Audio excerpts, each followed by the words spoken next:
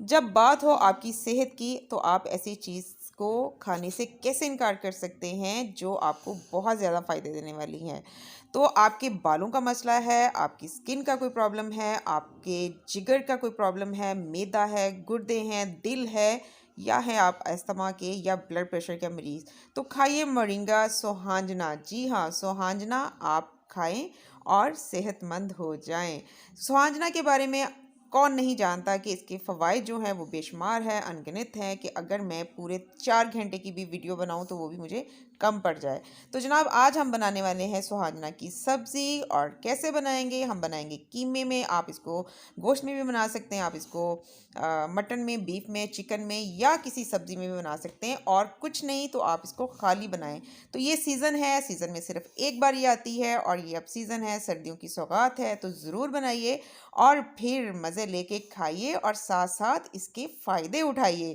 تو جناب کیسے بنتی ہے سوہانجنا کی سبزی اور ہم اس کو قیمے میں کیسے بنائیں گے، آج ہم آپ کو بتائیں گے بھی اور سکھائیں گے بھی، تو بنیے رہیے ہمارے ساتھ۔ تو ویڈیو شروع کرنے سے پہلے میں اپنے گروپ کی بہت ہی ہونہار ماڈریٹر ناظرین اشفاق کا تہہ دل سے شکریہ ادا کرنا چاہ رہی ہوں، جنہوں نے مجھے یہ بہت ہی یونیک اور اچھی مزے کی ریسیپی دی، اور ریسیپی کے ساتھ ساتھ مجھے بہت اچھے سے ٹپس دیے اور اس ریسیپی کو یقینی طور پہ اچھا بنایا۔ بسم اللہ الرحمن الرحیم، السلام علیکم ویورز، میں ہوں فاضیہ Babar, فضیلہ cooking and gardening channel پہ آپ سب کو خوش آمدید کہتی ہوں ویورز۔ آج جو ہم آپ سے شیئر کرنے جا رہے ہیں ریسیپی، وہ ہے سوہانجنا کی سبزی۔ سوہانجنا کی سبزی کسے کہتے ہیں؟ سوہانجنا پہ جب پھول کھلتے ہیں تو ان پھولوں سے پہلے جو اس کے برڈز ہوتے ہیں، اسے سوہانجنا کی سبزی کہا جاتا ہے۔ تو یہ یوزلی سبزی والے اس کو سیل بھی کرتے ہیں، اور اگر آپ کے گھر میں درخت ہے یا آپ کے کسی فرینڈ کے گھر میں تو آپ وہاں سے بھی لے سکتے ہیں۔ تو اسے ہم پنجابی میں سوہانجنا کی ڈوڈیاں بھی کہتے ہیں۔ تو وہ جو ڈوڈیاں ہیں یہ وہ ہے، اس کی ہم نے تھوڑی سی صفائی کی ہے۔ صفائی کیسے کی ہے؟ یہ دیکھیں، اس میں جو پتے تھے، اس کی جو ڈنڈیاں تھی اور اس میں جو پھول کھلے ہوئے تھے، وہ ہم نے ریموو کر دی ہیں اور اس کو دھو کے رکھ لیا ہے۔ دھونے کے بعد جب اس کو نچوڑا تو سارا پانی اس کا سٹرین کر لیا، اور اس میں تھوڑا سا کڑوا پن ہوتا ہے، کسیلا پن ہوتا ہے، جیسے کریلوں میں ہوتا ہے۔ تو ہم نے اس کے کڑوے پن کو، کسیلے پن کو دور کرنے کے لیے کیا کرنا ہے؟ اس کو بوائل کرنا ہے۔ بوائل کتنی دفعہ کرنا ہے؟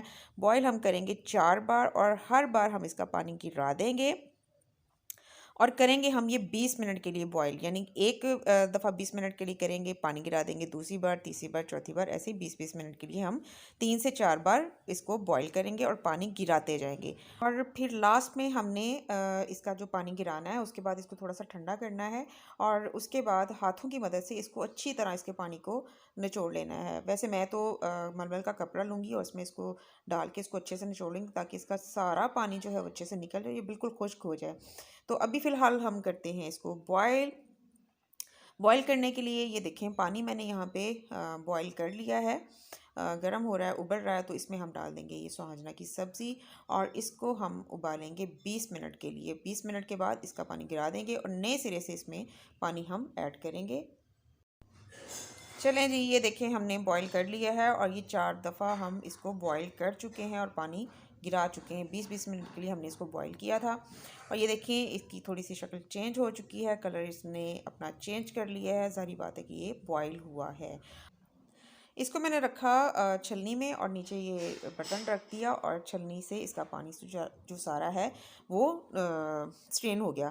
اب اس کو کیا کرنا ہے؟ اس کو ہم نے ہاتھ کی مدد سے اچھے سے اس کو نچوڑنا ہے۔ یہ دیکھیں جیسے پانی نکل رہا ہے، آپ دونوں ہاتھوں کی مدد سے اس کو نچوڑ سکتے ہیں، نہیں تو آپ کوئی ململ کا کپڑا لیں اور اس میں اس کو ڈالیں اور اس کو اچھے سے، جیسے کریلے نچوڑتے ہیں نا، اس طرح سے آپ اس کو نچوڑ لیں۔ تو بالکل اس کا پانی جو ہے وہ خشک ہو جانا چاہیے اس میں سے، اور یہ بالکل ڈرائی فارم میں آ جانا چاہیے۔ یہ جیسے میں نے تھوڑا سا نچوڑا ہے تو یہ ڈرائی فارم میں آ گیا۔ چلیں جی، یہ سارا ہم نے نچوڑ کے رکھ لیا، اور کچھ جو ہے میں آج قیمہ میں بنا لوں گی اس کو، اور کچھ جو ہے وہ میں نے ایئر ٹائٹ کنٹینر میں رکھ لیا ہے، اور اس کو میں فریز کر دوں گی۔ تو یہ دیکھیں، یہ میں نے جو نچوڑ کے رکھا ہوا ہے کیسے یہ ڈرائی ہو چکا ہے۔ تو آپ نے ایسے ہی کرنا ہے، آپ نے فریز کرنا ہے، تو آپ نے ایئر ٹائٹ کنٹینر میں اس کو رکھنا ہے، اور اچھے سے اس کو ایئر ٹائٹ بند کر کے اس کو آپ فریز کر دیں۔ تو یہ کافی دن تک بھی آپ اس کو رکھ سکتے ہیں، کوئی ایسا مسئلہ نہیں ہے. جب آپ نے پکانا ہے اس کو نکالیں اور ایک دفعہ پھر اگر اس میں پانی ہے آپ کو لگ رہا ہے کہ برف جم چکی ہے تو اس کو اچھے سے نچوڑ لیں. تو یہ والا جو ہے آدھا ہم اس کو آج پکائیں گے کس میں؟ قیمہ میں بنائیں گے. آپ اس کو مٹن میں بنا سکتے ہیں، بیف میں بنا سکتے ہیں، چکن میں بنا سکتے ہیں، ایون آپ اس کو کسی سبزی کے ساتھ بھی بنا سکتے ہیں. تو آج ہم اس کو بنانے والے ہیں قیمہ میں. تو قیمہ میں نے لیا ہے بیف کا. تو ابھی آپ کو دکھاتے ہیں کہ اب ہم اس کے ساتھ کیا کرنے والے ہیں. بنی رہی ہمارے ساتھ. اچھا جی، قیمہ میں نے یہاں پہ لیا ہے تقریباً آدھا کلو. اس میں میں نے تقریباً 3 عدد بڑے پیاز چاپ کر کے ڈالے، 2 عدد ٹماٹر تھے، 2 سے 3 عدد ہری مرچیں تھیں، اور ادرک لہسن کا پیسٹ تھا تقریباً 2 چمچ، یعنی 1 چمچ ادرک کا پیسٹ اور 1 چمچ لہسن کا پیسٹ. اس کے علاوہ جو اس میں پسا مسالہ ڈالا وہ نمک مرچ حسب ذائقہ آپ لیں گے، اور ساتھ ہی اس میں نے ڈالا سوکھا دھنیا پاؤڈر تقریباً 1.5 کھانے کا چمچ، اور آدھا کھانے کا چمچ میں نے اس میں ہلدی کا ڈالا، اور اس میں تھوڑا سا کیا ہے پانی ایڈ، اور اس کو پکنے کے لیے ہم نے چولہے پہ چڑھا دیا ہے. تو یہ ایک طریقہ ہے جھٹپٹ قیمہ تیار کرنے کا. یہ کوئی بھی آپ نے سبزی بنانی ہے تو ساری چیزیں آپ نے گوشت کے اندر ڈال کے یا قیمے کے اندر ڈال کے آپ نے رکھ دینی ہے. تو جتنی دیر میں، کیونکہ آج کل گیس بہت کم آ رہی ہے، لوگوں کو سب کو یہ پرابلم آ رہا ہے، تو جھٹپٹ بننے والی یہ سبزی آپ کی تیار ہو سکتی ہے اس ٹپ کے ساتھ. تو ہم نے یہ کیا کیا ہے، پانی ایڈ کر دیا، چولہا ہم نے جلا دیا ہے، اور اس کو پکنے کے لیے رکھیں گے. جب یہ اس کا جو پیاز گل جائے گا، ٹماٹر گل جائے گا اور پانی خشک ہونے کو ہوگا تو ہم اس میں ڈالیں گے آئل اور اس کو لیں گے بھون. چلے ویورز، یہ اچھے سے اس کا پانی جو ہے وہ خشک ہو چکا ہے، پیاز اور ٹماٹر گل چکے ہیں. تو اب اس میں ٹائم ہے آئل ڈالنے کا. آئل ہم نے ڈال دیا، اور آئل ڈالنے کے بعد اس کو ہم نے تقریباً 5 منٹ بھوننا ہے. اور یہ دیکھیں 5 منٹ بھون چکا یہ. اور اب اس میں کیا کرنا ہے، اب اس میں ہم ڈالیں گے اپنا مورنگا کی سبزی. یہ دیکھیں جو ہم نے بوائل کر کے رکھی تھی، ہم اس میں یہ ایڈ کر دیں گے، اور اس کو یہ دیکھیں ایڈ کرنے کے بعد اچھے سے مکس کرنا ہے، اور پھر اس کی بھنائی جو ہے وہ آپ نے اچھے سے کرنی ہے.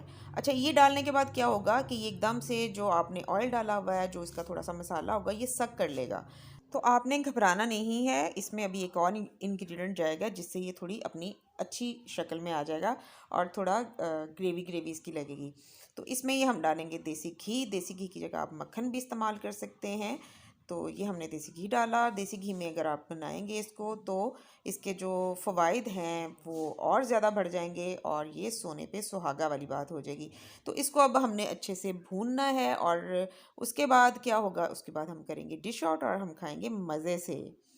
تو یہ ہم نے تقریباً 5 سے 6 منٹ کے لیے اس کو اچھے سے بھونا، اور اچھا سا جو ہے یہ بن کے تیار ہو گیا ہے. اب اس کو ہم کریں گے ڈش آؤٹ، اور ڈش آؤٹ کرنے کے بعد اس پہ ہم ڈالیں گے تھوڑا سا گرم مسالہ اور دھنیا. یہ دیکھیں ویورز، دھنیا اور گرم مسالہ پاؤڈر اور ہری مرچوں کے ساتھ ہم نے اس کو کیا ہے گارنش. اور میں اس کا ٹیسٹ کر چکی ہوں، بہت مزے کا بنا ہے، بہت ہی یمی بنا ہے. اور فوائد تو اس کے جو ہیں وہ بے شمار ہیں. اگر آپ گوگل بھی کریں گے تو آپ کو اندازہ ہوگا کہ یہ کتنا فائدہ دینے والا ہے آپ کو. تو ضرور گھر پہ ٹرائی کیجیے گا، اور پھر بتائیے گا کہ آپ کو یہ ریسیپی کیسی لگی. ویورز، دعا میں یاد رکھیے گا. ویڈیو پسند ہے لائک اور شیئر ضرور کیجیے گا. تو اجازت چاہتے ہیں آپ سے اس دعا کے ساتھ کہ جہاں رہیے خوش رہیے، آباد رہیے، اور ہنستے مسکراتے رہیے. آمین، اللہم آمین. پھر ملتے ہیں کسی دن کسی نئی ریسیپی یا نئی ویڈیو کے ساتھ. تب تک اپنی شیف فاضیہ بابر کو اجازت دیجیے. اللہ حافظ.